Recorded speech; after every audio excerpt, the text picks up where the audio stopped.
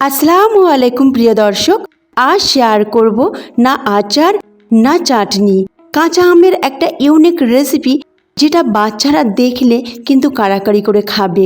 বাচ্চা কেন, বড়রাও কেড়ে কেড়ে খাবে, এতটাই টেস্টি মজাদার এই রেসিপিটি। আর এটা 6 মাসের জন্য আপনারা ফ্রিজ ছাড়াই স্টোর করে রাখতে পারবেন যে কোনো কাঁচের বয়েমে। তবে আমি বলবো আপনারা এটা স্টোর করে রাখতেই পারবেন না, এটা এতটাই মজাদার, বানাতেই কিন্তু শেষ হয়ে যাবে।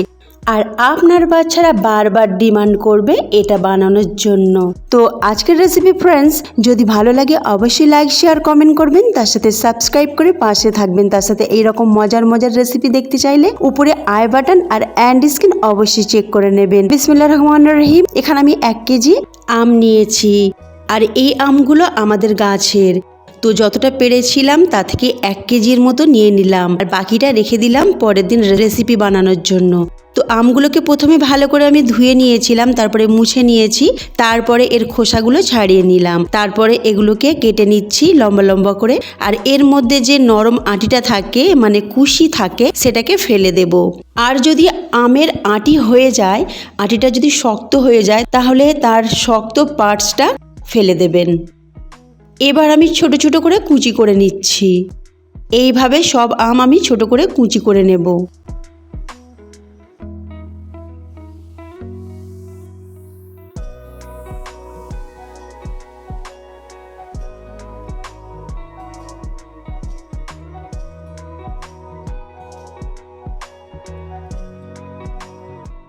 দেখুন, এই রকম করে আমি সব কুচি করে নেব।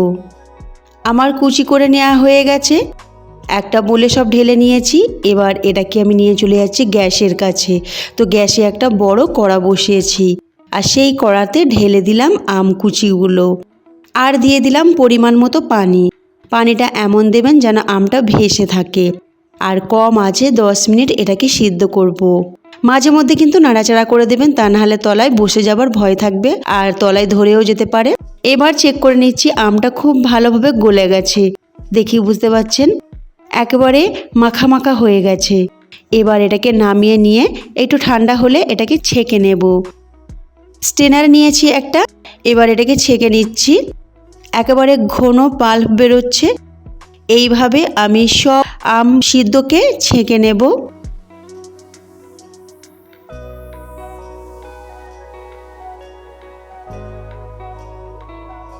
ছেঁকে নেবার পর বাকি যে অংশটা বেঁচে যাচ্ছে সেটাকে একটা বাটিতে জড়ো করছি।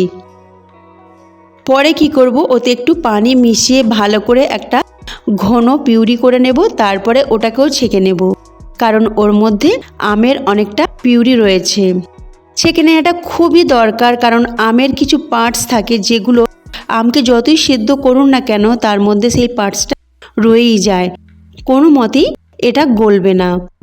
আমের যে আটিটা থাকে, আটির যে আবরণটা থাকে, সেটা কিন্তু গলে না, সেই জন্য এটাকে ছেঁকে নিচ্ছি। তাছাড়া আমের মধ্যে অনেক শিরাও থাকে, সেগুলো মুখে লাগে, তবে আটিযুক্ত আম হলে সেই শিরাটা হয়, তবে এই আমের মধ্যে নেই। তবুও আমি এটাকে ছেঁকে নিচ্ছি।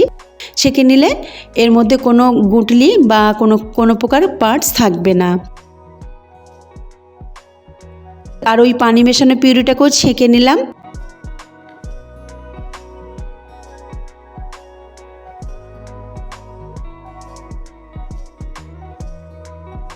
এবার চলে যাচ্ছি গ্যাসের কাছে। গ্যাসে একটা পাত্র বসিয়েছি, আর তাতে দিয়ে দিলাম এই 1 টেবিল চামচের মতো ঘি। ঘিটা আপনারা স্কিপ করতে পারেন, আমের পিউরিটা এমনিও আপনারা সিদ্ধ করতে পারেন, বা তেলও দিতে পারেন, তবে আমি বলবো ঘি দিলে কিন্তু খুব ভালো হবে। এই যে রেসিপিটা তৈরি হবে এটা খুবই শাইনি হবে, খুবই খেতেও টেস্টি হবে।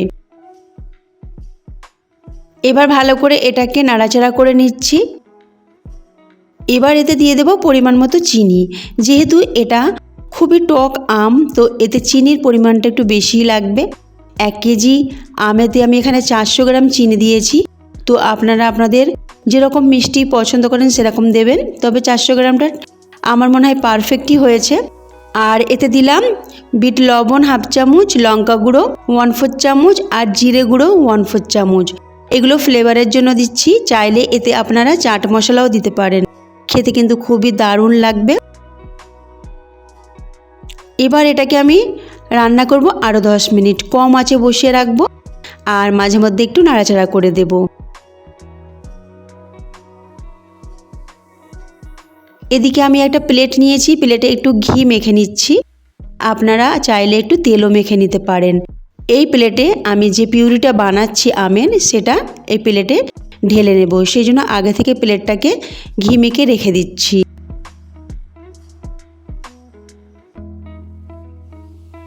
দশ মিনিট পর আবার ফিরে এলাম, এটাকে একটু নাড়াচাড়া করে নিচ্ছি।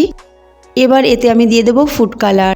যেহেতু এটা কাঁচা আম, সেই জন্য কাঁচা আমের লুকটা দেওয়ার জন্য আমি দিয়ে দিচ্ছি গ্রিন ফুড কালার 3 ফোঁটা। আর এই ফুড কালারটা দিয়ে কিছুক্ষণ নাড়তে থাকবো। এইভাবে নাড়তে নাড়তে রান্নাটা করব।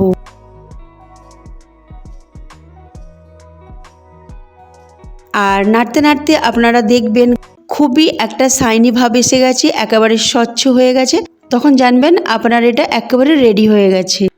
দেখুন কতটা শাইনি আর কতটা স্বচ্ছ হয়েছে।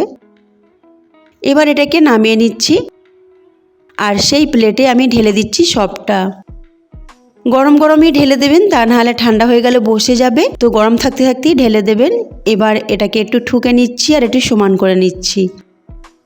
এবার এটাকে রোদে দিতে হবে প্রায় 2 থেকে 3 দিন। তো আমি 2 দিন দিয়েছি, আমাদের ছাদে প্রচুর রোদ, তো 2 দিনেই আমার শুকিয়ে গেছে। আর যদি আপনারা ফ্যানের হাওয়াতে দেন তো 3 থেকে 4 দিনের মতো সময় লাগবে। যেহেতু এটা মোটা, তো শুকুতে একটু সময় লাগবে।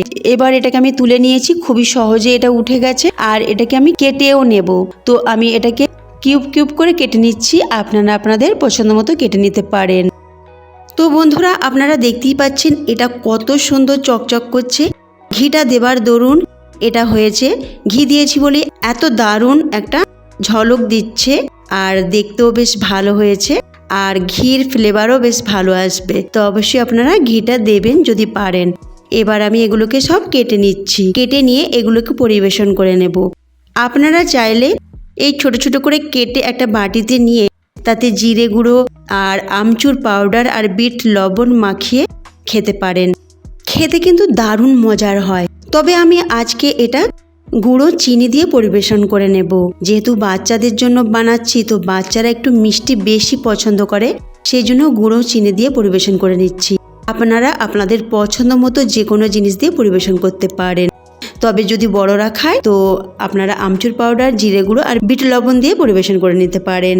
তো ফ্রেন্ডস, আজকের রেসিপি যদি আপনাদের সত্যিই ভালো লাগে তো একটা লাইক অবশ্যই করবেন, তার সাথে কমেন্ট করে জানাবেন কেমন আপনাদের লেগেছে।